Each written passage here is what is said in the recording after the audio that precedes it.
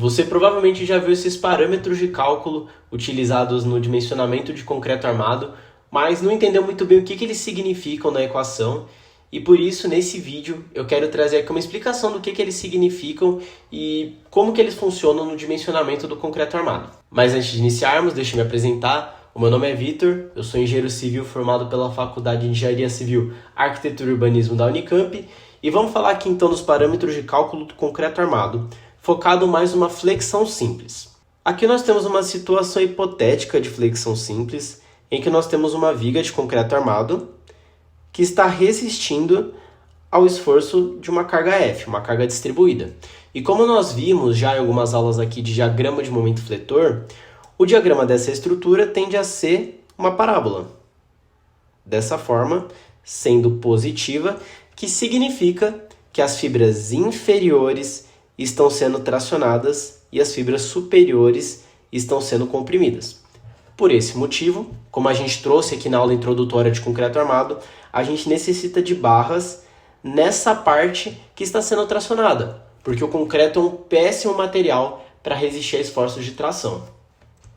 Então aqui eu fiz um corte AA, exatamente esse corte, em que nós temos a seção transversal de altura H, base BW, e aqui temos o primeiro parâmetro D, que é um parâmetro geométrico, que mede a distância dessa armadura até a face comprimida da nossa seção transversal. Indo aqui um pouco para baixo, a gente tem a retangularização do diagrama. Essa retangularização do diagrama, ela vem da NBR 6118, que é a norma que rege o dimensionamento de concreto armado. O que ela nos sugere? O que ela nos propõe? A gente tem aqui na esquerda a nossa seção transversal, exatamente a seção que a gente estava vendo aqui em cima, a gente tem ela aqui embaixo, e como eu falei para vocês, a parte de baixo vai estar tracionando e a parte superior vai estar comprimindo. O que a gente precisa saber? Vai existir um ponto nessa seção transversal em que as fibras vão parar de comprimir e vão passar a tracionar. Existe este ponto de conversão. E este ponto vai ser delimitado por essa linha, que vai cruzar todos os outros desenhos aqui que vocês estão vendo, chamado linha neutra, que é exatamente isso. É a linha que divide as fibras que estão comprimindo para as fibras que estão tracionando. Isso é extremamente importante no dimensionamento de concreto armado. Tanto que vocês vão ver que esse parâmetro da linha neutra é o que vai regir todo o dimensionamento que você vai realizar no concreto armado. No nosso segundo desenho, a gente tem aqui um diagrama de deformação. O que é esse diagrama de deformação? Na parte de cima, como a gente comentou, a gente está tendo compressão do concreto. Então, aqui em cima a gente tem o parâmetro εc, que significa deformação do concreto. Logo abaixo dele, a gente tem o εc2. Esse parâmetro aqui eu sei que causa um pouco de confusão, mas ele é a deformação em que o concreto passa a apresentar uma deformação plástica para a compressão. Eu vou mostrar esse parâmetro de novo mais para frente, mas por enquanto saiba que ele é um parâmetro de deformação do concreto também. E a partir da linha neutra, na parte de baixo, o concreto está tracionando e por isso a gente precisa do aço para poder resistir essas tensões de tração e fazer com que o concreto armado pare em pé. Então aqui embaixo, bem na linha da armação, a gente tem o εs. O que é o εs? Ele é a deformação da armadura. Nada mais, nada menos do que isso. E assim a gente conseguiu descobrir aqui o primeiro gráfico de deformação. Vamos para o segundo e para o terceiro gráfico. Eles são um pouco mais complexos, então vamos tomar um pouco de cuidado aqui. O que a gente tem? Novamente, a linha neutra está dividindo aqui a parte superior que está comprimindo e a parte de baixo que está tracionando. Vamos para esse primeiro cara aqui. Aqui a gente tem uma tensão normal, né? Então esse parâmetro aqui, ele vai ser a tensão do concreto para esse diagrama.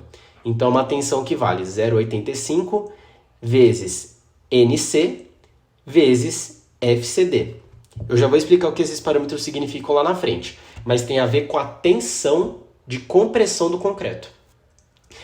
E na vertical, a gente tem um parâmetro x. O grande x da questão, o que ele significa? É a posição da linha neutra. Então, quando a pessoa falar, a gente tem uma linha neutra de 16 centímetros, quer dizer que partindo da parte comprimida até a transição das fibras que estão comprimindo para que estão tracionando, essa distância é x, que é a famosa linha neutra. E vocês podem perceber que esse comportamento é uma curva, né? E ele é um pouco difícil da gente exemplificar ele e utilizar ele nos cálculos. Por isso, a norma apresenta uma substituição para facilitar os cálculos, que é a retangularização do diagrama. Então vocês percebem que agora a gente tem aqui em cima, na parte comprimida, um retângulo de tensões, em que na tensão principal a gente tem agora um parâmetro αc, substituindo esse 0,85. A conta fica a mesma, é o αc multiplicando NC vezes o FCD. E para compensar essa retangularização, a gente vai diminuir a linha neutra. A gente vai pegar o x, esse x aqui, e vai multiplicar por um parâmetro lambda, esse lambda aqui. E assim a gente vai obter y, que é uma distância reduzida da linha neutra. Olha, aqui a gente já passou por todos os parâmetros do concreto, da sua resistência à compressão. Aqui embaixo eu trouxe novamente o que esses parâmetros significam. Vamos começar então com os parâmetros de deformação. Deformação, que é o nosso primeiro gráfico. Vamos lá. O εc é a deformação de encurtamento do concreto, ou seja, como o concreto ele está se comprimindo na parte superior, lembra, compressão está comprimindo. Ou seja, a gente está encurtando as fibras, a gente está pressionando elas e elas estão diminuindo. Ou seja, elas estão encurtando, por isso, εc, beleza? εcu, esse ainda não tinha sido apresentado.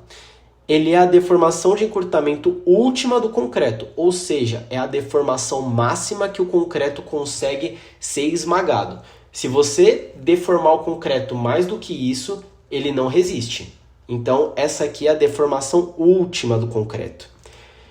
E até, pensando agora na resistência do concreto, que você vai encomendar, que você vai pedir para o fornecedor, se esse concreto for até um C50, esse εcu vai valer 3,5 por mil, certo? Não é por cento, é por mil. Lembrando, se você quiser passar para porcento, vai ficar 0,35%. Mas geralmente a gente costuma utilizar o por mil, tá? O εc2 eu já tinha discutido com vocês, ele é a deformação de encurtamento do concreto no início do patamar plástico. E até o C50, assim como no εcu, no C50 o seu valor é 2 por mil. Vamos partir para essa figura que está aqui na direita, que veio direto da norma. A gente tem um gráfico de tensão, deformação do concreto, então aqui a tensão e aqui a deformação, e a gente tem duas curvas. As duas curvas elas indicam a mesma coisa.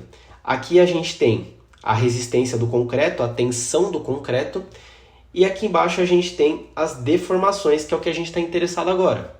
Vamos olhar esse segundo gráfico aqui, esse segundo que tem o 0,85 NC, FCD. Percebe que nesse gráfico ele tem esse comportamento em curva e aqui no final ele atinge um patamar, uma fase constante, né? Em que no final a gente tem o εcu, que é a deformação máxima do concreto em que ele atinge o seu limite. Ele não pode se deformar mais do que isso. E percebe que esse valor de tensão ele é o mesmo tanto para esse limite máximo de deformação quanto para o εc2. Então, a partir desse ponto, exatamente desse ponto, o concreto atinge a sua tensão máxima de compressão, que é o εc2. Então, agora você entendeu o que significa o εc2 e o εcu. E além disso, a gente tem o εs, que eu comentei com vocês, que é a deformação específica do aço. E o seu valor ele não é simples de ser determinado. Ele depende do seu domínio. Domínio é um conceito que não vai dar para explicar nessa aula, porque ficaria muito complexo, mas é ela que determina como o aço está trabalhando. Se o aço está sendo completamente deformado, ou se ele está sendo não tá na sua fase linear, então é algo que eu não vou trazer nesse vídeo, mas eu posso trazer futuramente. E como a gente calcula esses parâmetros de deformação? Então, como eu comentei para vocês, até o C50 a gente tem que para o εcu vale 3,5 por mil e o εc2 vale 2 por mil. Ah, mas vamos supor que a gente tem um C55 até o C90. Então, você vai precisar dessas duas fórmulas. Então, anota aí. εcu é essa fórmula aqui de cima, que é muito longa, eu não vou ditar ela, e o εc2 aqui embaixo. E aí você consegue obter a deformação que você está interessado. Só um detalhe que esse FCK aqui, ele é basicamente a resistência de compressão do concreto que vem do fabricante. Então, se você quer um C55, você está querendo um concreto que tenha FCK igual a 55 MPa, entendeu? É isso que significa.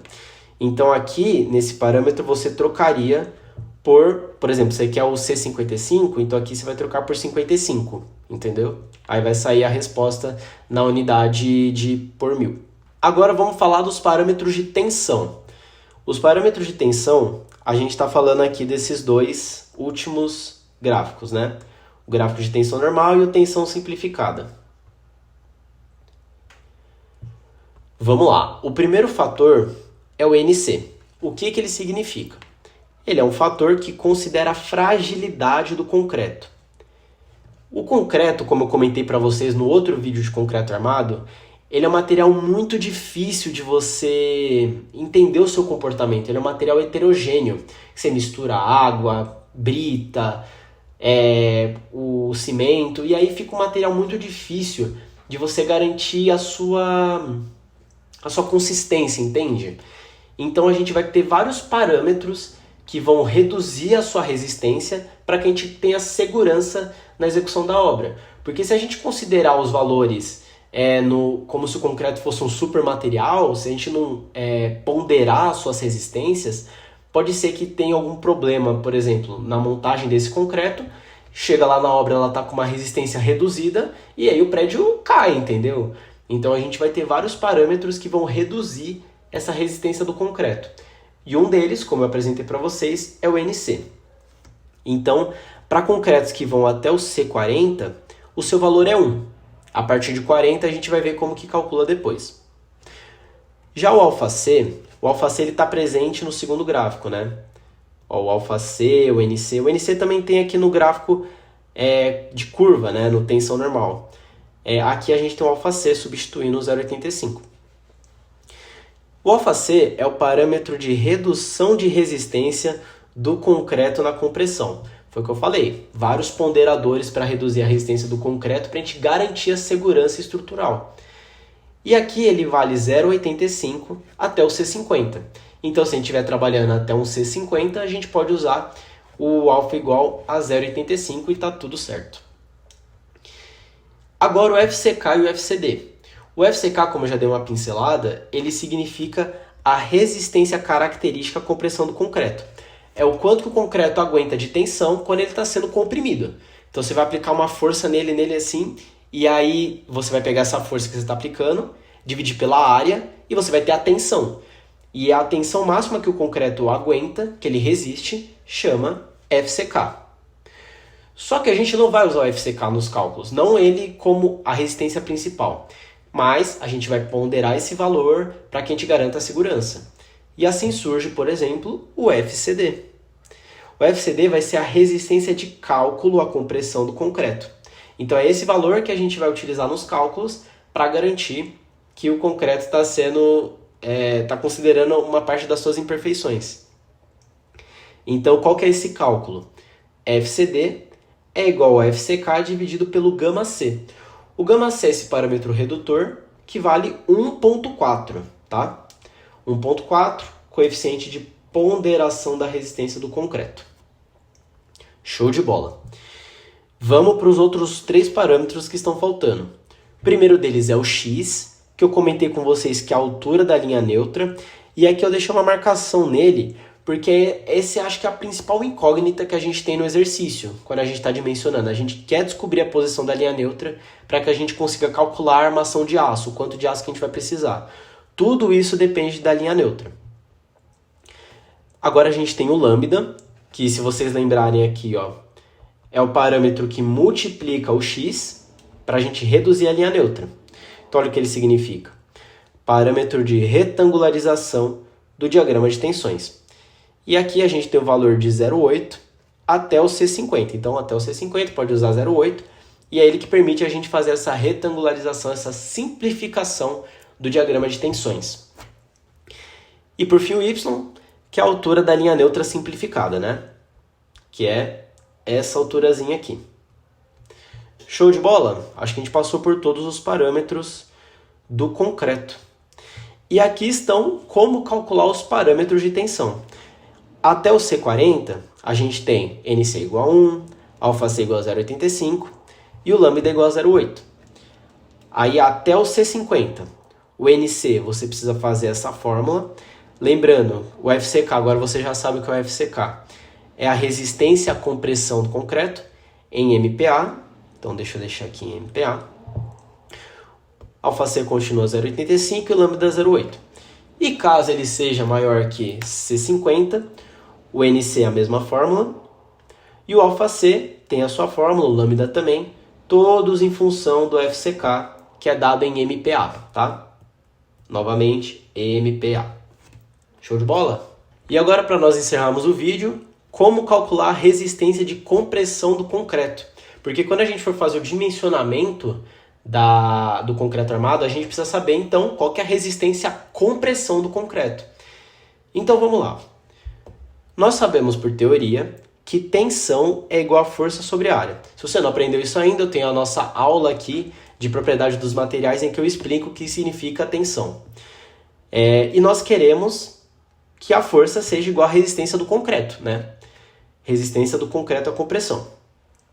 Então, o que eu fiz aqui? Eu joguei o A para o outro lado e a gente chegou nessa equação aqui, que a resistência à compressão é igual a uma tensão vezes a área. Com base no que a gente aprendeu hoje, vamos montar então a nossa equação da resistência de compressão. Quanto que vai valer então essa tensão? Vamos voltar lá para o nosso gráfico, para a nossa retangularização do diagrama. A nossa tensão vai valer exatamente esse cara aqui. Ele que é a tensão do nosso concreto. Então, αcNC, αc vezes NC, vezes o FCD. E agora a gente precisa multiplicar isso por uma área. Quanto que vai ser a área que a gente vai multiplicar? A área, se você lembrar pelo vídeo de propriedades geométricas, é o produto de duas dimensões. Aqui a gente tem a nossa primeira dimensão, que é o y, que vale lambda vezes x. Então, eu vou colocar lá lambda vezes x. E está faltando uma dimensão para a gente multiplicar e formar uma área.